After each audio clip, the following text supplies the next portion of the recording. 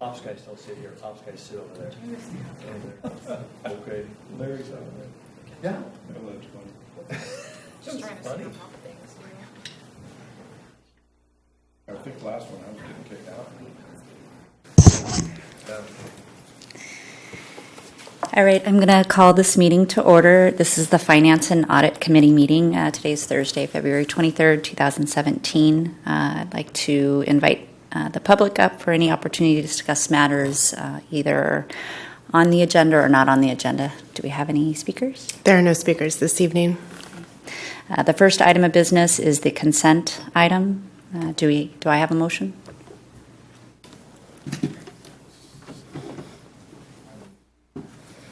Move that we approve the item. I second. I have a motion and a second. I'll go ahead and call roll. Director Orzali. Aye. And Director Sheets. Aye. Motion passes.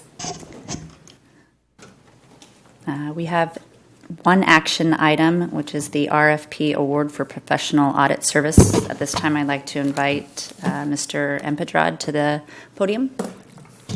Good afternoon, Directors, Chief Ron Empedrad, Controller for the District, and I'm here to report out the results of the RFP process for auditing services. As I reported out last month, the District published an RFP on December 30th last year with a filing deadline of January 19. The District received 8 proposals from qualified CPA firms. In order to rate these proposals, an ad hoc committee of 3 members was formed, comprising of the Chief Financial Officer, the Controller, and the Grant Specialist. To rate these proposals, we followed the following criteria. 70% of the total score was allocated to technical requirements, which includes team knowledge and experience, approach to audit quality, and other unique considerations. The remaining 30% was allocated to the cost proposal. Based on this criteria, the panel rated the proposals, and the top 3 of the proposals, which appear in your packets, is shown in your packets. The highest ranking proposal was from Richardson and Company. They attained the highest technical rank and also the second highest cost rank for an overall final rank of first among all proposals. This is 100 points clear of the next highest proposal. And based on this rating, the panel unanimously agreed to recommend Richardson and Company as the winning bidder for the auditing services. The engagement proposal is structured such that the total price of $144,300 is spread out in the first 3 years, and then the district will have an option to renew the engagement for an additional 2 years. For fiscal year 16-17, enough budget has already been placed in our final budget to cover the cost of the fiscal year 16-17 audit services. The recommendation of the committee of staff is for the committee to authorize the Chief Financial Officer to enter into a contract with Richardson and Company for auditing services for the first 3 years, covering fiscal years 16-17, 17-18, and 18-19. End of report. I'll be happy to answer any more questions, any questions you may have. Are there any questions? It's not that there are any questions. I just want to make a comment. As I read this, I was very impressed with how thorough your report was in explaining why how this process works and how you came to this decision. So congratulations on the excellent report. With that, if there are no further questions, I move that we approve this item. I second. I have a motion and a second. I'll go ahead and call roll. Director Orzali. Aye. And Director Sheets. Aye. Motion passes. Thank you, Directors. Thank you. Thank you. There's 2 presentation items, the financial report through December 31st, 2016, and the mid-year budget review for 2016 and 2017. And Amanda Thomas, our CFO, you have the floor. Good evening, directors, Chief Harms, Amanda Thomas, Chief Financial Officer for the district. I do have a presentation that hopefully will pull up here. So my first presentation this evening is the financial report for the 6 months ended December 31st, 2016. So this is representing the first half of our fiscal year 2016-17. And because you're both newly appointed members of the committee, just by way of background, I'll let you know that this is a report that we give to the committee every 2 months. And it speaks to the actual year-to-date results, financial results, revenues and expenses, compared to what we have budgeted for the year, and then compared also to the same period of time for the prior year. So that is that's sort of the template of the report and the purpose of the report. This presentation that I'll give tonight is supplemental to the actual report that's in your packet, and you'll see as we move through the presentation that there's a page number identified in the top right-hand corner, and that will guide you to the page in the actual report in the packet that has the information that's being presented on the chart in the presentation. Kind of helps you follow along that way. So with that, we'll move to the first slide that we're going to look at, which presents the district's cash balance history. So a couple of things to mention on this. What's being shown here, and then what's also displayed on the table on page 7 in the report, is the total cash balance of all district-held funds. So it's not just the general fund. It includes all of our restricted and unrestricted cash balances. As you look at this chart, you can see that at this point in the year, with the green line on the chart representing last year, which was fiscal year 2015-16, the red line representing the current fiscal year 2016-17, you can see that at this point in the year, halfway through the year, we are typically we are always in negative territory from a cash perspective. And we refer to that as the dry period or dry period funding, where essentially we're borrowing money from the county to fund our operations in anticipation of receiving our first installment of property tax revenues. So those property taxes are due in December. We typically don't get the cash until January. So you'll see if you look last year, that green line, we were negative in December, and then in January in positive territory because we received that first half of our property tax revenues for the year. So this year is following the same trend where we're negative for the first half of the year, but you can see that this year our cash balance is more negative than it was at the same point in time last year. And there are a couple of reasons for that. One is that we were able to prepay a larger amount of our CalPERS payment. So we prepay that in order to save on the overall cost. Essentially, CalPERS credits us with the interest earnings by prepaying. So we prepaid a larger amount, which meant more got paid earlier in the year. So that will sort of even out as we move through the year. But being halfway through the year, you're seeing the impact of that. And then the additional impact on the cash balance is that our IGT, or intergovernmental transfer, the money transferred out happened earlier in the year this year. So you're seeing that impact through December, whereas last year, I don't believe that happened until March. And then it's also a larger amount this year. We're able to transfer more, which ultimately means we'll get back more in revenue, but it's having that impact on the cash balance because it's been transferred out but not yet received back. So those are the things that you're seeing here on this chart when we're looking at the cash balance. As of December 31st, 2016, we are at a negative $37.5 million total cash position. Amanda, one question. Yes. To what would you attribute the difference between having us drawing more cash, being further in arrears this year than last year?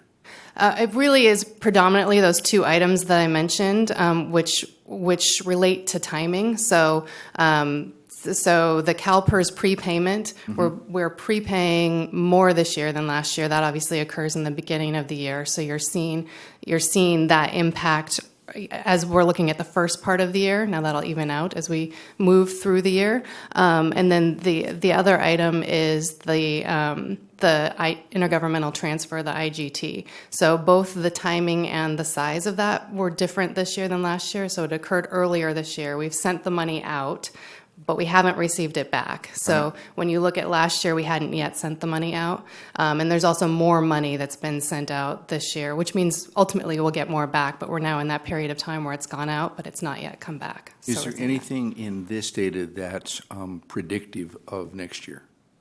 No, nothing in this data is predictive of next year. Really, when we get to talking about preliminary budget, that's where we'll start really looking to next year.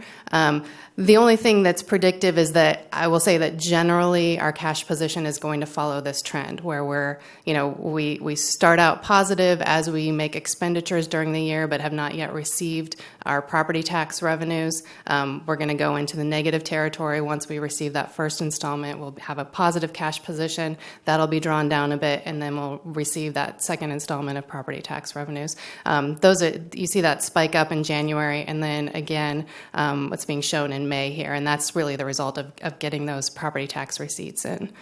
One difference I'll note between this chart, which is showing us a cash balance, and then when we start talking about revenues and reserves, is that while we typically actually get the cash in January and May, it's due in December and April. So we accrue the property tax revenues in December and April because that's when it's due and that's when we've earned it. But we don't actually see the cash until that money gets transferred by the county, which is usually lagged by a month. So you'll see that difference as we move through the presentation because we're talking about December. So the revenue's been recognized, but the cash is not yet there. Got it. Thank you.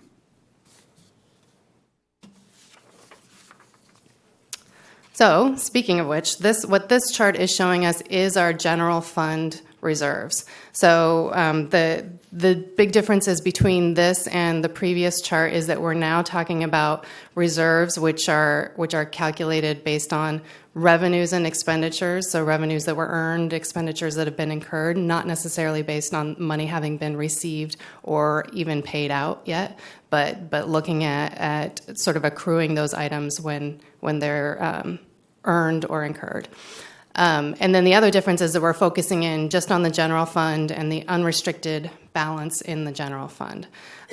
So looking at this chart, the red line is showing us last fiscal year, the blue line is this current fiscal year, and then that dashed yellow line on the chart is showing what we project the ending reserve balance to be based on the currently adopted final budget.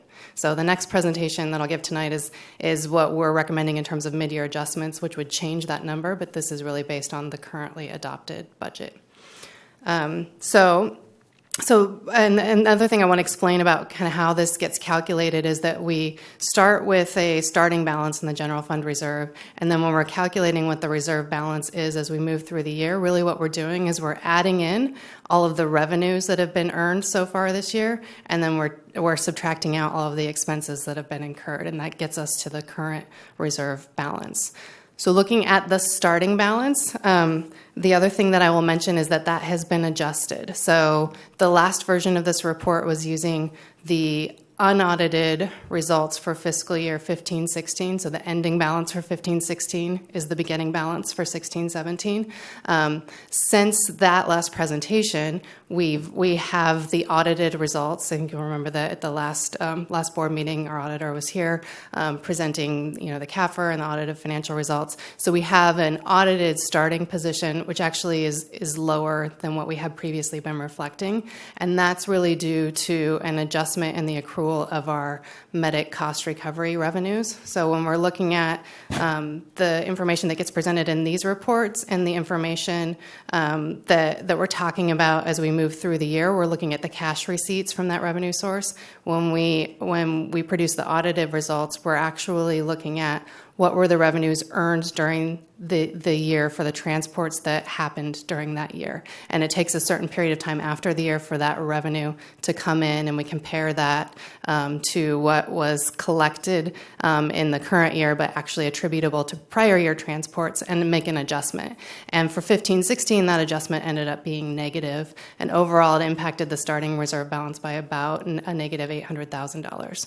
So we're looking at a starting reserve of $22,140,664. So that's the number that you'll find reserves net of WC on 7/1/16. So that's our starting balance. We add in our revenues, subtract our expenses, and we get to a current reserve balance as of 12/31/16 of $28,019,231.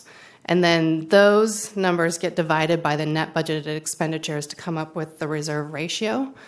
So you can see, again, as of 12/31/16, we're looking at a 15.4% reserve ratio. The projected reserve ratio as of 6/30/17, which is based on the audited starting position and the final budget revenues and expenditures, is 11.1%. And that compares to the board adopted goal of 15%, which is sort of a year-end look. So it's that end-of-year number that would compare to the 15% goal. Okay.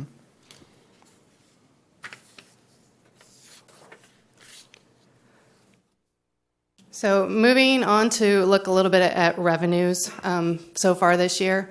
This chart is showing those medic cost recovery revenues. And as I mentioned previously, when we're looking at these numbers during the year, we're really tracking the cash receipts. So that $15,704,317, that's how much cash did we collect from July 1 through December 31 for those revenues. And then, ultimately, when we get beyond this fiscal year, we will actually look at what are the revenues associated with the transports that actually happened this fiscal year, and there will be an adjustment plus or minus based on that. But as we move through the year, looking at that 6-month number, that compares to a total budget for the year of $34 million.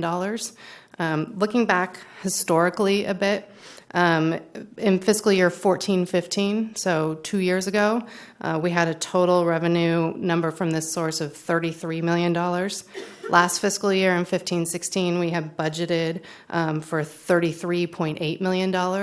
But our actual revenues, and taking into account that adjustment that I mentioned, ended up at $32.2 million.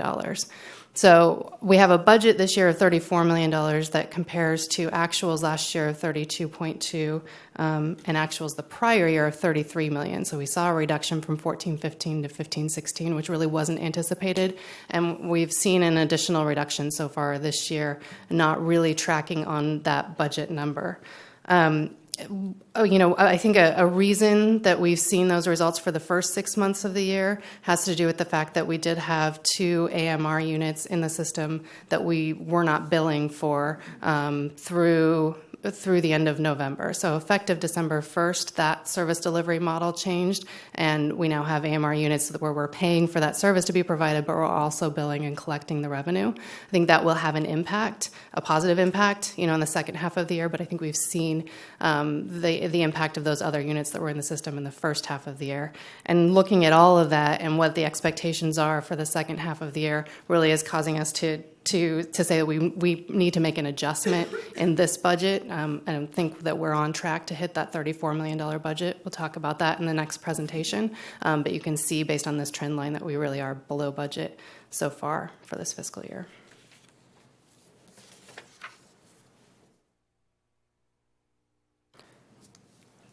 This chart is showing us total revenues.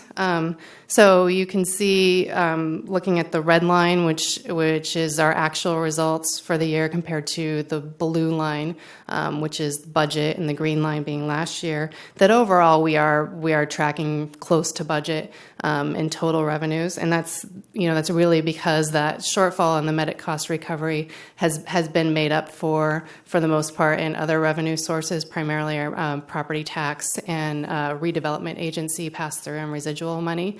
Now, there are reasons why we would expect the first installment of those revenues to be more than 50% of the total, to be a little bit more than half. Typically, some people will pay both installments in the first payment. So while we're at over 50% in those revenue sources, that is somewhat to be expected, but that's helping to kind of compensate for the shortfall in the medic cost recovery revenue.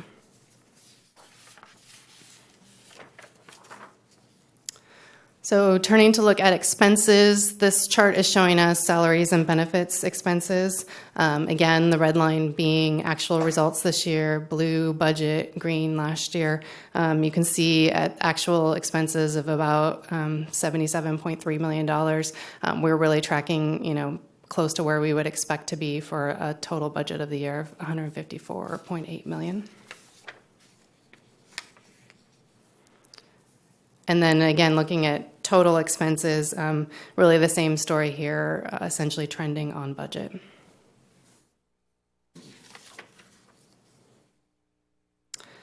So this chart shows the amount that the district has set aside to fund retiree medical obligations. So these funds are not held by the district, but they're actually held in a separate trust, which is SERP, the California Employers Retiree Benefit Trust, which is managed by CalPERS and can only be used to pay for retiree medical benefits. So you don't see this money showing up in our cash balance. They're not our funds. They're set aside strictly for this purpose. And as of December 31st, 2016, our balance in that fund was about $22.9 million, and that was made up of contributions, fund to date of about $21.3 million and earnings of about $1.6 million. Question, where does that, is this good, bad, indifferent? Where are we in this deal? What this is showing us is the performance of the fund. I think the good thing is that we've made the contributions, and what this does show is if you look back in 2012, you can see we started off pretty small there in the contributions, right? And then those have grown since then. And what that's reflecting is the full funding of the ARC, the actuarial required contribution, right? So it's telling us this is how much we need to set aside sort of as the mortgage payment to pay down the unfunded liability to make sure that we're funding the normal cost of the benefits that are being earned in the current year. So I think that's the good story, is sort of the slope of this, particularly the blue part. We want to see the green part, but we don't control the green part. The green part is based on the market and how our investment's performing. But we do control the blue part, and I think the blue part is showing the commitment of the district to fund those contributions so that this benefit can be sustainable going into the future. And is it in relation to any other? I guess what I'm trying to get to is an assessment of, are we on track to be able to meet our long-term goals for this?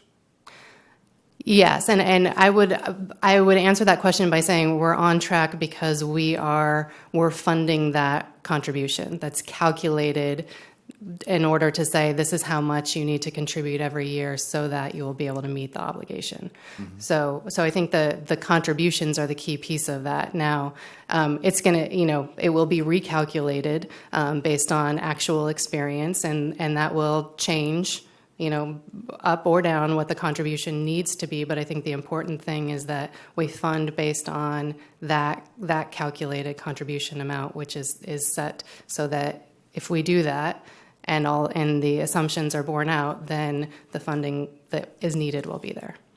Great, thank you. And let's see. Oops, the wrong direction. That almost concludes the presentation. So just to sort of summarize what I've discussed in this presentation, overall, for the first 6 months of the year, all things considered, revenues are tracking pretty close to budget. We do have medic cost recovery revenues that are trending lower, and that's really due to that kind of service delivery model, those 2 units that were in the system, but we were not collecting the revenues for, and the impact that that had on transport activity for the district billed transports for the first half of the year. So while we expect there to be an improvement in the second half of the year, we do think overall an adjustment to the budget number needs to be made there. And then our property taxes and redevelopment agency payments are slightly ahead of projections for the first half of the year, and that's helping to offset that shortfall so that overall we're tracking pretty close to budget. Expenditures are tracking pretty close to budget for the first 6 months of the year.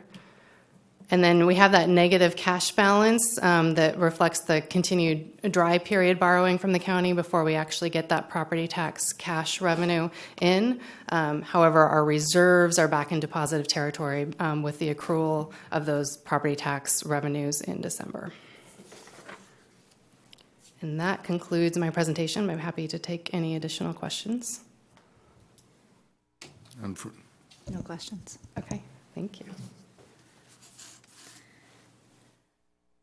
These were simple presentation items, and there's no action required. The next Finance and Audit Committee. Oh, you have another presentation. We do have another presentation. We were saving the best for last. Yes.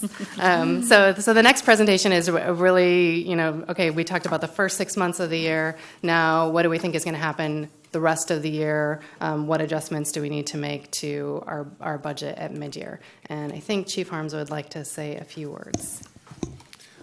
Just real quick is that our ability to sit down with the mid-year, it really gives us a snapshot of where we're at, and I think you guys see that portion of it. But some of the things that Amanda talks about there is that portion of when you look at those is what is our sustainability, because it all directly relates back to how do we deliver service out there. And then now being able to take from the mid-year portion and now move over here to looking at where we go for the back half of the year. And in most organizations like we are here is 80% of our budget is going to be in people. And then we're going to take the other back half of it, and it's really a small percentage, but it's what we use to run the district every single day. For me, I just want to comment on Amanda and her group that's in the financial area and the work that they've put into these reports. Thanks to Chief Shannon, who was over top of this area, and now to Chief Casantini that is there. And will be managing the financial side and working with Amanda and her group in moving forward. Thank you. Okay, so this presentation is focusing on the recommended mid-year budget adjustments for the current year, fiscal year 2016-17. And as Chief Harms just mentioned, and I alluded to in my previous presentation, really when we do these mid-year budget adjustments, we're basing it on a second quarter review or a review of basically the first half of the fiscal year. So we're looking at those actual results through December 31st, 2016, what we just talked about, and then we're also looking at, okay, what do we now know about the remainder of this fiscal year that we didn't know when we did the final budget back in September. And we're reflecting those changes through the recommended mid-year adjustments. So that's kind of the process that we've gone through internally. I mean, it really is a collaborative process that involves, all the budget officers, all of the divisions, and helps us sort of refine where do we think we're going to be this year now that we have better information than we did when we originally put the budget together. So once we do that, now we're at the stage where we're presenting the proposed adjustments to you, the Finance and Audit Committee, and then the next step would be that in 2 weeks at the next board meeting on March 9th, we would present the recommended mid-year budget to the Board of Directors for approval. So most of the changes that we have at mid-year relate to the general fund and related impacts. Most of our activity is budgeted in the general fund. So really this presentation will focus on the general fund and what those proposed adjustments are, and then I'll talk at the very end about some of the other funds, but we're mostly going to focus on the general fund in this presentation.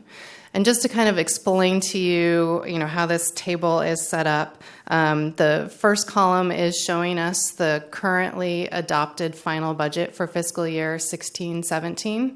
And then the second column is showing what we're recommending for the mid-year budget for 16-17, and then that column to the right being the variance between the two, and essentially being those recommended mid-year adjustments that we have. So just sort of looking from top to bottom on the revenues, we have a current budget of $178.8 million in revenues. We're recommending mid-year revenues of $182.1, with the adjustments being $3.3 million.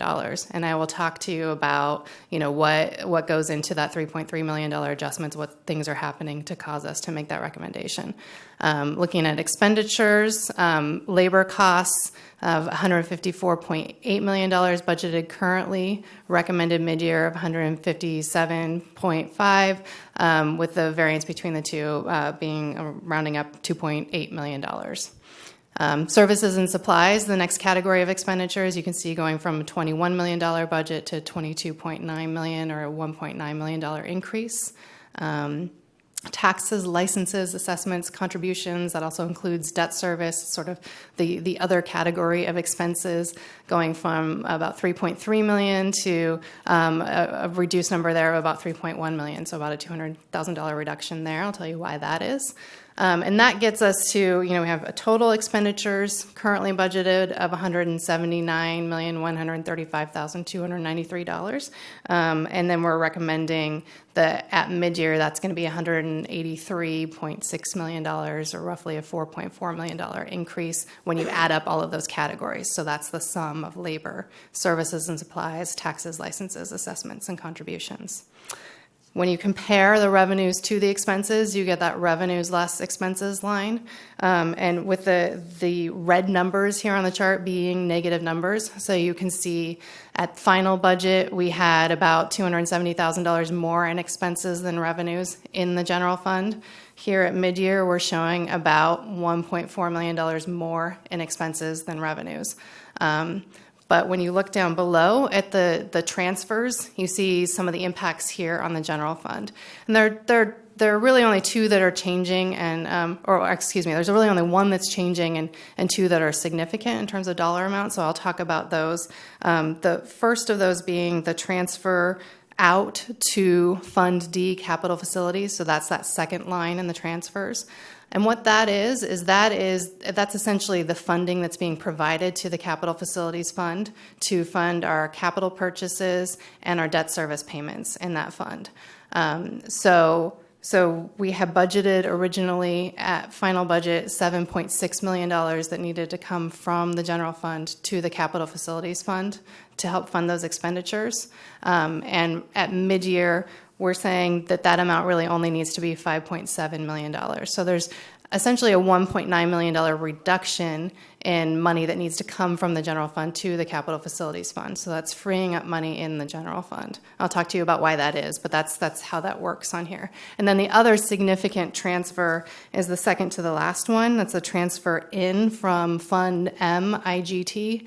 So you can see that's about $5.8 million in IGT funding that's coming into the general fund. So that is also providing more funding in the general fund. There's no change in that we're recommending at mid-year, but it does have a significant impact on the bottom line. So when you look at that bottom line total, revenues less expenses plus transfers, you can see that at final budget, we have budgeted for a deficit of roughly $2 million, and that's essentially a use of reserves of about $2 million, which was an intentional budgeted use of reserves, essentially programmed to fund additional capital purchases. That bottom line number is going to a deficit of $1.1 million.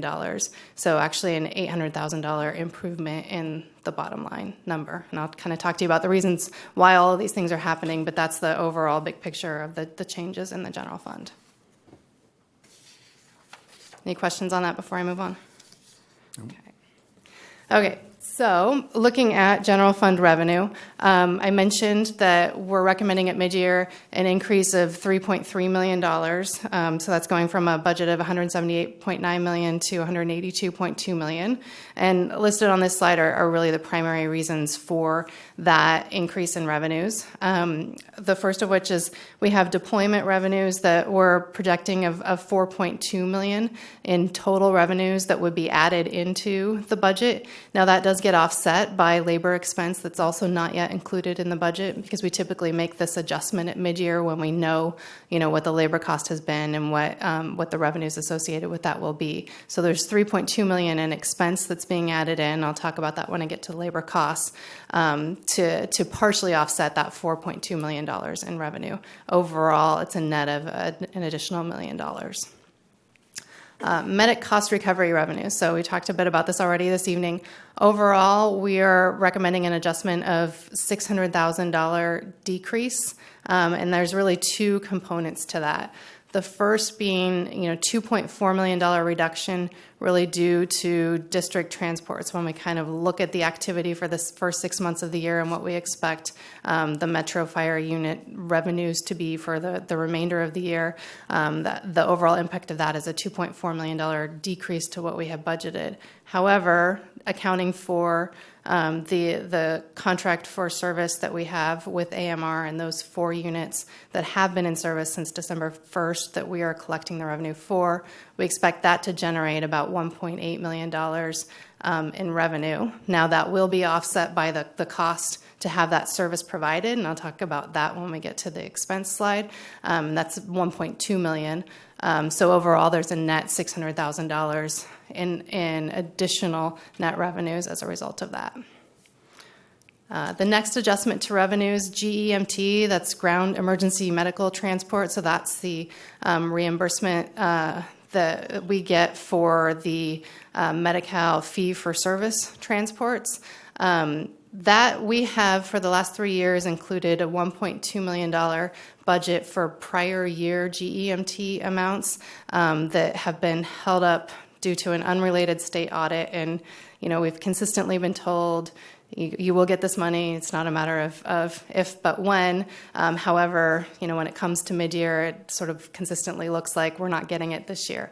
And that's how it, again, looks this year. The latest information we have from the state was that it likely won't be received this fiscal year.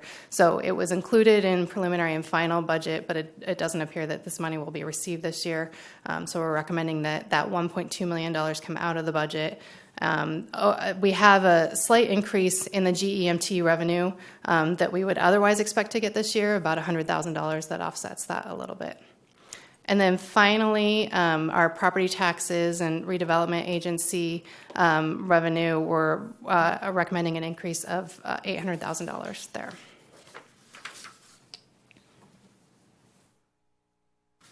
Okay, so moving on to talk about labor costs. Overall, we're recommending an adjustment of $2.8 million increase in the labor budget from $154.8 million to $157.6 million. And this really results from adding in the deployment labor that I mentioned when we talked about the revenue there. So $3.2 million in additional costs as a result of that. Again, more than offset by the $4.2 million in revenues. Workers' compensation, we're recommending an adjustment of $400,000 in the workers' compensation budget. So that would be going from $2 million to $2.4 million. And that's really based on the claims activity that we've seen year to date, and that really trending above the budget number. And if we sort of keep on that pace, we expect that we'll need the additional $400,000. Similarly, with the sick leave buybacks, we've seen that trending above what we had estimated. So we're recommending a $300,000 increase in that line item. And then offsetting those increases for holiday and lieu pay due to the timing of what we've seen in terms of those payouts for the first half of the year and what we're expecting for the second half of the year. We think that we can reduce that budget this year by about $700,000, but expect that we may see an increase next year, again, because this is really, we think, a timing issue where more of it will be sold next year versus this fiscal year. And then finally, shift overtime. We're recommending a $500,000 reduction there, again, due to the trends that we've seen for the first 6 months of the year, and expecting if that continues, we really won't need all of the budget that was originally allocated for that line item. And then the last thing that I want to mention, this doesn't really have an overall impact on the labor budget, but we do have changes that we're recommending, which is really due to the fact that we have salary and benefits cost savings as a result of more positions being vacant. So positions that we had budgeted would be filled have not been filled, which has resulted in about $6.4 million of salary and benefits cost savings. But we've seen that offset by an increase in callback overtime of about $6.3 million. And really, it's there's the same number of spots to be filled, whether you're filling them with full-time positions or overtime. That cost is going to be there, but we are seeing that shifting where we haven't filled the positions that were allocated in the budget, and so that savings is being offset by increased overtime as a result.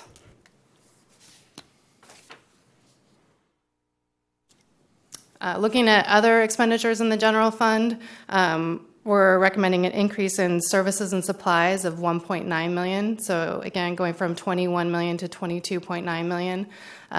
The majority of that is that $1.2 million increase for the AMR contract.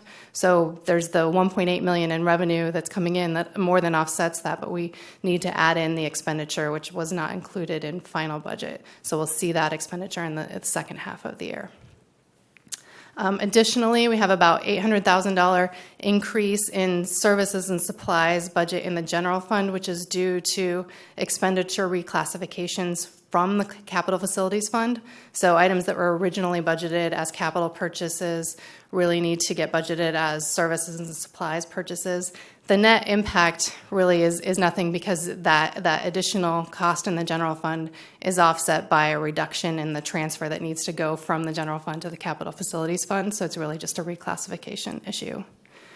And then the remaining changes in the general fund are that $200,000 decrease in the other category of expenses, and that's due to the reclassification of debt service from the general fund to the capital facilities fund. So sort of the opposite issue there. We'll have that offset in the transfer. And then finally, we have the overall $1.9 million net reduction in the transfer that needs to go from the general fund to the capital facilities fund. And this slide sort of explains what is resulting in that $1.9 million reduced funding need in the capital facilities fund. And the primary reason why that's the case is that we have overall a net debt service reduction in the capital facilities fund of $1.1 million, which is primarily due to the timing of our capital lease financing. So when we originally budgeted this year, we assumed that we would have debt service payments associated with the lease financing we were doing this year. Because of the timing of that first payment isn't until next fiscal year.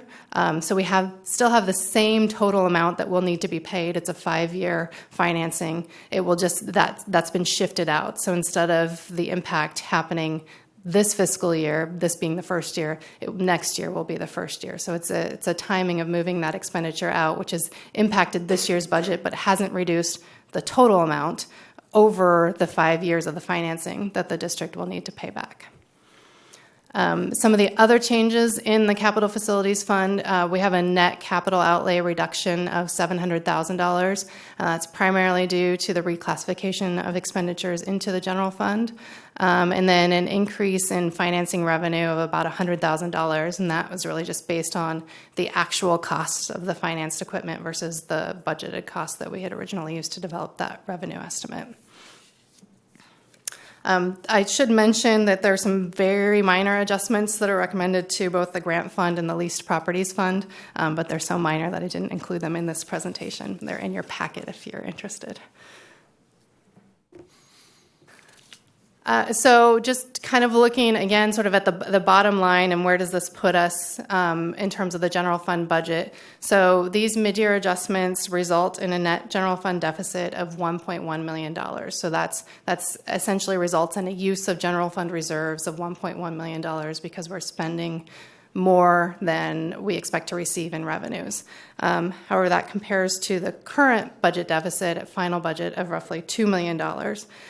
So while this is an improvement, I do want to note that a significant portion of that is related to the shifting out of that debt service payment. So that doesn't, we don't have a lower obligation over time to make those debt service payments. It is reducing the amount that needs to get spent this year, and you're seeing the impact of that on the bottom line for this year.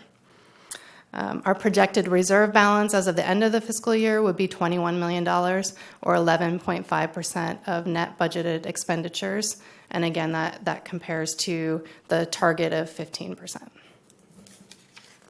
And that concludes my presentation. I'd be happy to take any questions.